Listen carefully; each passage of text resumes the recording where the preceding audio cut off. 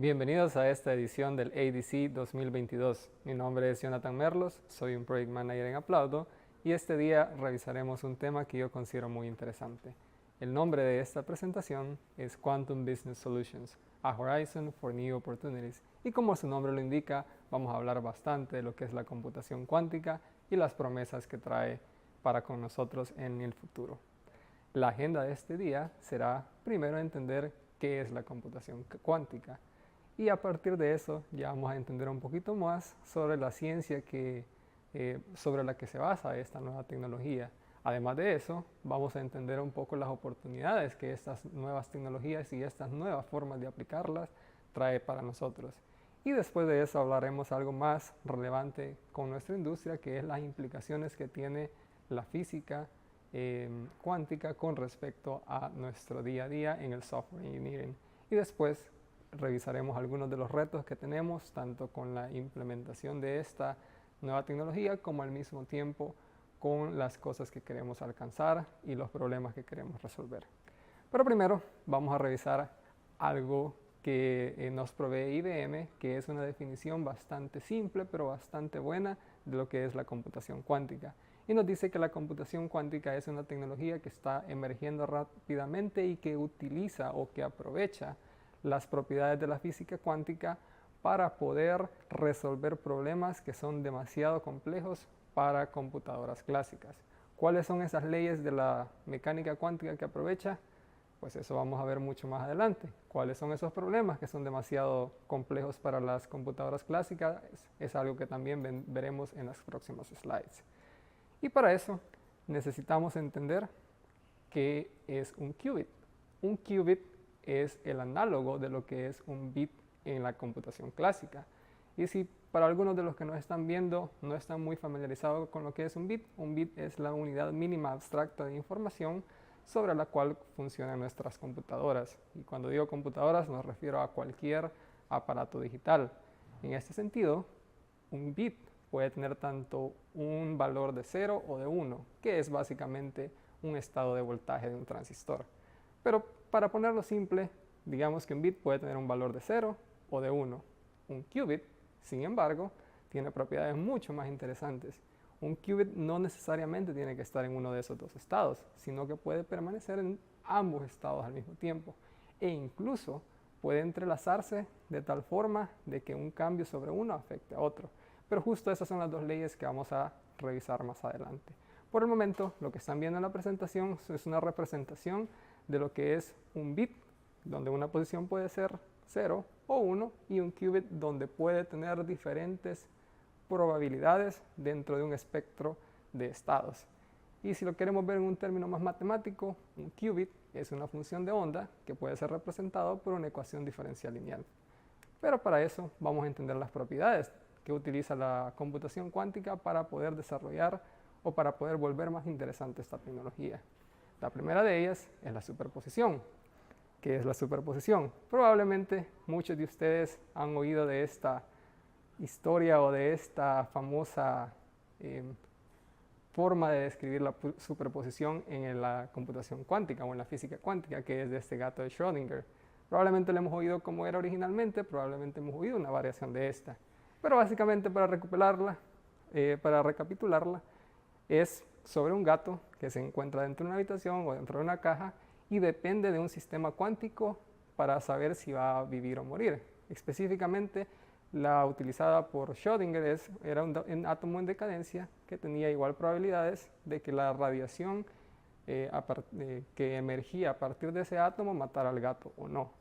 En este caso, de una forma tal vez burlándose un poco de lo absurdo que se vuelve la física cuántica a niveles macroscópicos, como lo de un gato, él mencionaba que mientras no abriéramos el cuarto o mientras no abriéramos la caja, el gato tenía tanto las mismas probabilidades de estar vivo como de estar muerto.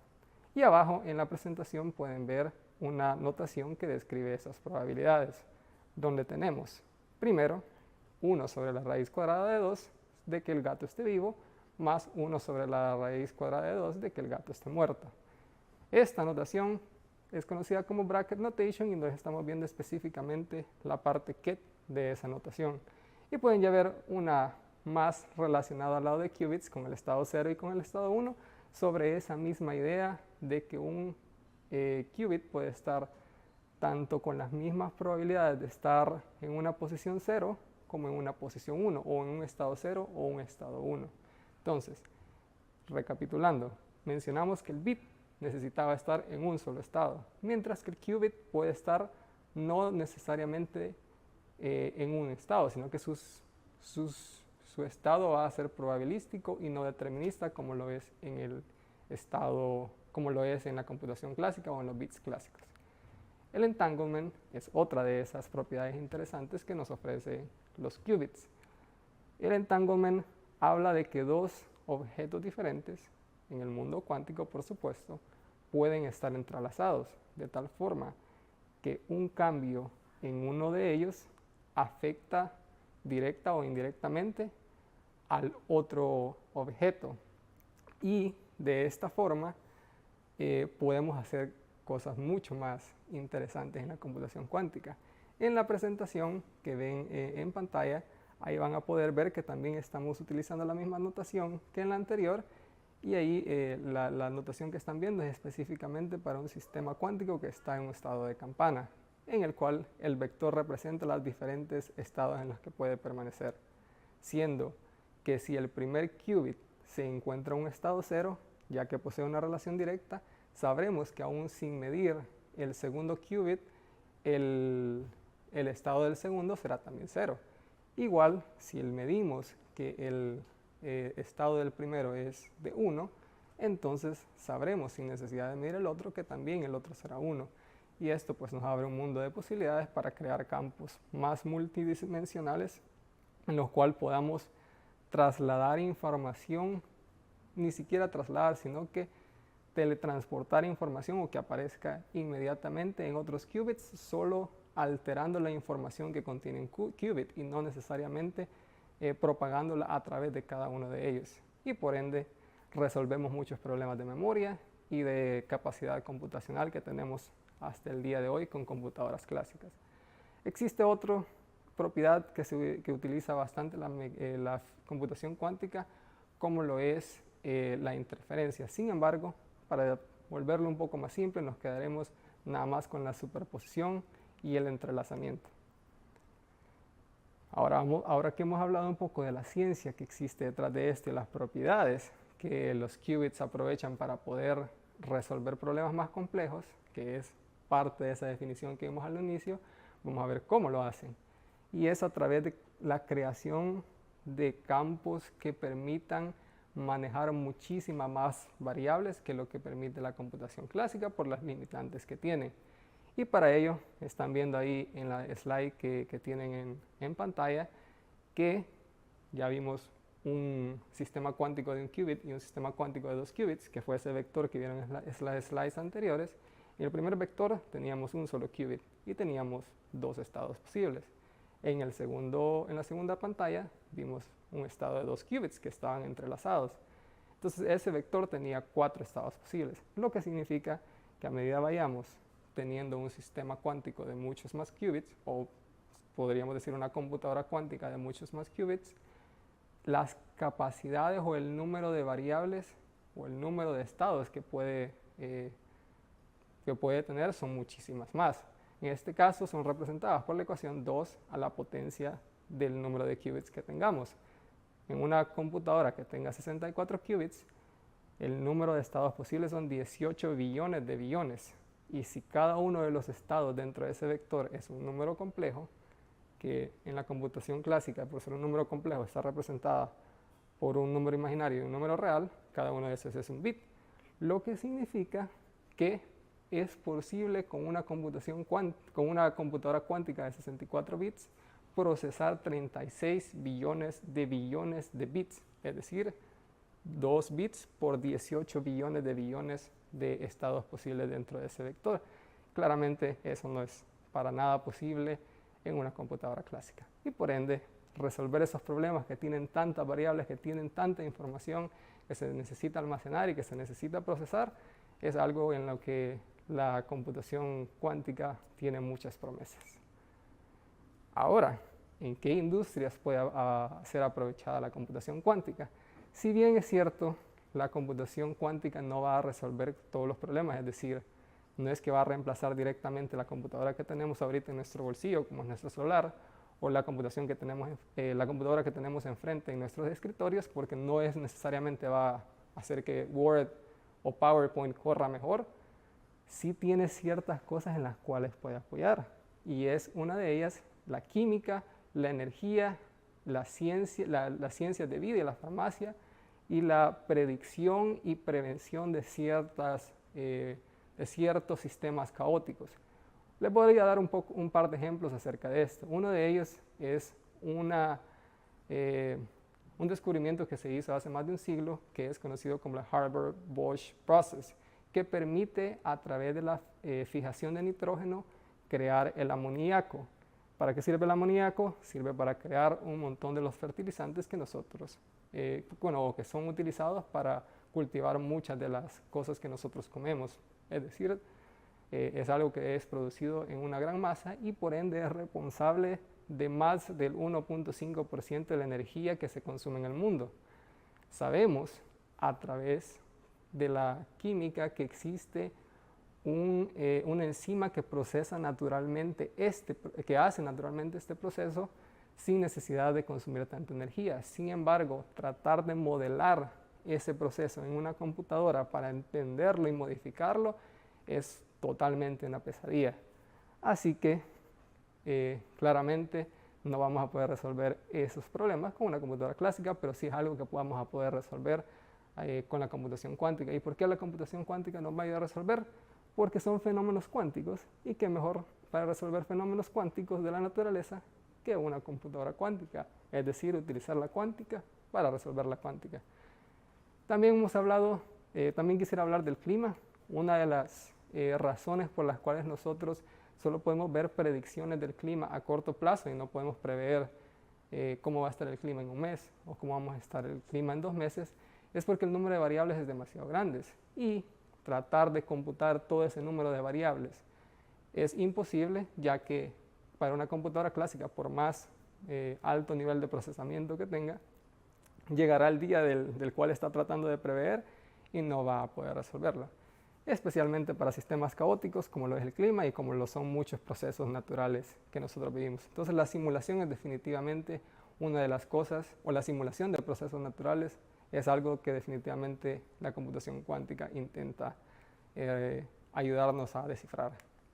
También, además de eso, si hay personas aquí que trabajan en el rubro de la inteligencia artificial, podemos entender que entre más complejo es un modelo, es decir, entre más features nosotros tengamos dentro de ese modelo, es mucho más costoso entrenarlo. Y cuando digo costoso, hablo de tiempo y hablo de dinero. ¿Por qué? Porque la cantidad de procesamiento que necesitamos de CPUs o de GPUs para procesar todas esas variables posibles y entender los patrones que vienen a partir de esas variables y de esa data es demasiado alto. Entonces, para sistemas como la inteligencia artificial o para algoritmos como que utiliza la inteligencia artificial y sistemas lineares, es algo que definitivamente puede ayudarnos.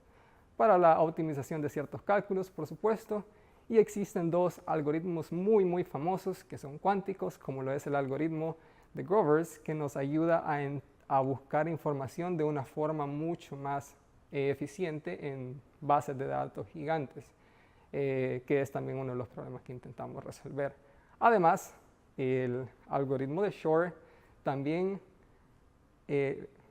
ayuda o podríamos decir que también podría afectarnos en el futuro, ya que podría generar todos los factores primos de un número a partir de cierto algoritmo. Y esto claramente atenta contra la encripción que tenemos en estos momentos con la mayoría de información. Y es que el algoritmo RSA es uno de los más utilizados, y este depende bastante de la factorización de números primos a partir de otro.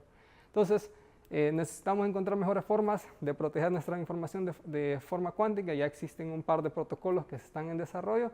Sin embargo, llegar ahí todavía necesitamos bastantes cosas, y ahorita tenemos bastantes limitantes. vamos a hablar un poquito de nuestra industria y es el hecho de software engineering, porque yo sé que muchos de ustedes que están viendo esta presentación están en algún rubro de esta industria, ya sea como developers, ya sea como Scrum Masters, ya sea como Project Managers, ya sea como QAs, designers, etc. Y nos interesa cómo esto me va a afectar, es decir, en algún día, en algún momento de mi vida yo voy a desarrollar aplicaciones cuánticas o voy a testear aplicaciones cuánticas y es probable. Y de hecho, la forma en la que hacemos estas aplicaciones cuánticas no es tan diferente si lo vemos a una perspectiva bastante alta. Y es que creamos requerimientos, los modelamos, los desarrollamos, los testeamos y los debugueamos o los reparamos para poder crear un sistema de calidad. A partir de eso creamos aplicaciones que son usadas en diferentes industrias, como lo están viendo en el diagrama, que están viendo en pantalla. Y después de eso, pues todas estas cosas que nosotros hacemos se conectan a un programa cuántico que está conectado a una computadora cuántica. Sin embargo, a pesar de que en términos generales se vea muy similar a lo que ya hacemos en el día a día del desarrollo de aplicaciones de software tradicionales, es mucho más complicado cuando estamos involucrando propiedades cuánticas. Una de ellas es que nosotros en el desarrollo tradicional tenemos lenguajes que ya no necesitamos interactuar con partes de low level de una aplicación, como lo es Python, Ruby on Rails, son aplicaciones de alto nivel. Y por ello no nos necesitamos preocupar de un montón de cosas que programas de assembler o lenguajes de programación assembler sí necesitan. En la computación cuántica estamos aún desarrollando lenguajes de programación assembler y no hemos llegado a programas que no necesitemos preocuparnos con eso. Es decir, necesitamos retroceder un poquito en la forma en la que entendemos la programación para poder interactuar con la computación cuántica. Lo segundo es que el testing se vuelve algo interesante porque una de las propiedades o uno de los efectos más importantes de la computación cuántica es que cuando nosotros medimos un qubit, el qubit colapsa un estado. Es decir, que si en algún momento estaba manteniendo muchas probabilidades de diferentes estados, una vez que lo medimos ya no tiene un estado probabilístico, sino que ya colapsó un estado, ya sea 0 o ya sea 1. ¿Y qué pasa? Nosotros en el día a día de las aplicaciones necesitamos medir estados intermedios. Es decir, si estamos tratando de testear que una aplicación en realidad transmita cierta información, necesitamos ver esa transmisión de información en el medio para ver si en realidad cumplió con el proceso y ver si lo hace de la forma correcta. Eso por lo que ya mencioné, de que cuando un qubit es medido colapsa, no es posible en la computación tradicional. Al mismo tiempo, el debugging y el repairing de esos bugs se vuelve muchísimo más complicado. ¿Por qué? Claramente no poder poner breakpoints o poder ingresar en un punto medio de ese proceso nos permite volver esas formas mucho más difíciles. Así como lo hay también bastantes limitantes en el área de hardware. Y a partir de eso es que no hemos podido escalar las computadoras cuánticas que existen en el mercado hoy en día. Y es que si bien hay varias compañías que están intentando desarrollar computadoras cuánticas de muchos más qubits que puedan procesar mucha más información, al día de hoy las computadoras con el mayor número de qubits andan alrededor de 60, 64 y solamente agregarle más pues provee ciertos problemas que ahorita no hemos podido resolver, que no se han podido resolver y que se están esperando resolver. Bueno, ahí hay muchos retos. No existe un framework como sí lo existe en el desarrollo tradicional de cómo address esos issues y tenemos bastantes retos en ese lado. También vamos a hablar del reto que tenemos y ese reto va a depender claramente del área en el que nosotros queramos influir en esta tecnología. Pero una de ellas es estar pendiente acerca de todas las hitos o de todos los milestones importantes que existen en la computación cuántica, como lo es el hecho de la primera computadora que tenga un logical qubit, que se estima que sea alrededor de 100 qubits, como lo es el hecho de lograr probar que una computadora cuántica es mucho mejor a una computadora clásica, no solamente en términos técnicos, pero también en términos de negocio, en términos de mercado. También tenemos que crear esos espacios para que estas nuevas tecnologías sean habladas. Aquí claramente he cubierto un poquito de muchas cosas acerca de la computación cuántica, pero solo abriendo estos espacios a más temas es que podemos entenderlo mejor y desarrollar más nuestro conocimiento acerca de ellas. Tanto el hecho de conocerlas como también aprenderlas es muy importante. Y es que a partir de ello, claramente hay diferentes rubros, pero podemos siempre desarrollar cierto skill que pueda ayudarnos a contribuir a esta tecnología emergente. Y claramente embarcarnos en un proceso en el cual nunca finalizará, de investigar, de aprender y de experimentar con nuevas cosas es algo que nosotros podemos hacer. No es necesario algo que está limitado a esos países de primer mundo, a esas compañías que están tratando de cambiar el mundo, sino que también es algo que nosotros podemos hacer. Y también creo que una de las cosas más importantes es buscar aquellos problemas que pueden ser beneficiados a partir de la computación cuántica y que nos apasionen. Esa pasión que necesitamos para poder resolver esos problemas que son necesarios y que son aquellos que nos van a dar un propósito a lo que queremos alcanzar. Bueno, todo esto suena muy teórico y todo esto suena aprendamos, entendamos, busquemos cómo podemos meternos en ese nuevo campo, pero también hay formas prácticas en las que ya nos podemos involucrar o con las que ya podemos interactuar. Y si se fijan, ahí en la presentación hay una imagen de una computadora cuántica. Estamos muy lejos de tener una computadora cuántica en nuestro bolsillo o en nuestro escritorio, en nuestra casa, pero sí podemos accesar a una de ellas. IBM ha creado un composer en el cual yo puedo crear circuitos cuánticos y te permite a ti poder crear estos circuitos, visualizar la representación gráfica probabilística, ver código a partir de ella y poder inmergerte y adentrarte a este mundo de mejor forma. Y bueno, eso es lo más importante de esta tecnología y lo más importante de esta presentación. Quisiera invitarlos a que se sigan retando y que vayan, y que bueno, lo que dice esta presentación, Let's Go Beyond Tech. Si tienen alguna pregunta, pueden hacerla a través del Instagram de Aplaudo y gracias por vernos. Feliz tarde.